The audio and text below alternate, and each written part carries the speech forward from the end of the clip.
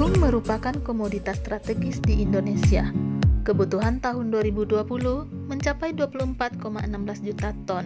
Kebutuhan tersebut 50% untuk memenuhi pakan ternak, selebihnya untuk pangan pokok bagi sebagian penduduk, jajanan, bahan baku industri, serta ekspor. Namun, masalah yang dihadapi dalam pengembangan jagung saat ini adalah rendahnya produktivitas di tingkat petani dibandingkan dengan potensi hasil. Untuk mendapatkan hasil yang optimal, maka perlu diterapkan teknologi pengelolaan tanaman terpadu atau PTT pada tanaman jagung. Nah, bagaimana penerapannya? Kita simak ulasan berikut ini. Yang pertama harus kita siapkan adalah benih unggul. Kemudian, lakukan persiapan lahan dengan mengecek terlebih dahulu unsur hara yang ada pada lahan tersebut. Penanaman dilakukan secara tugal dengan sistem jajar legowo dengan kebutuhan benih 15-20 kg per hektar.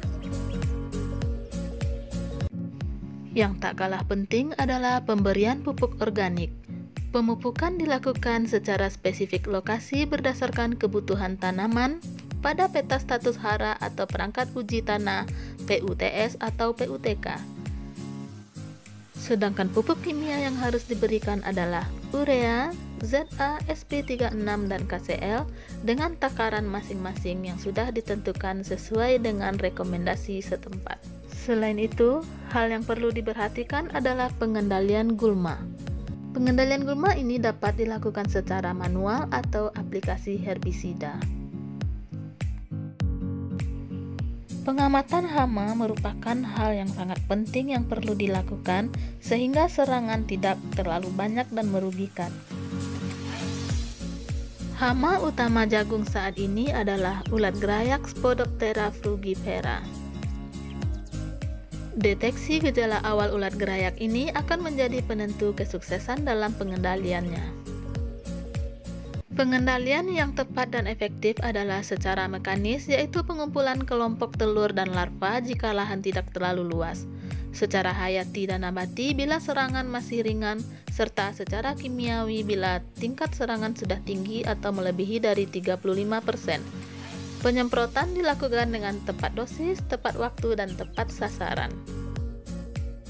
Setelah semua rangkaian kegiatan tersebut, maka tiba saatnya kita panen.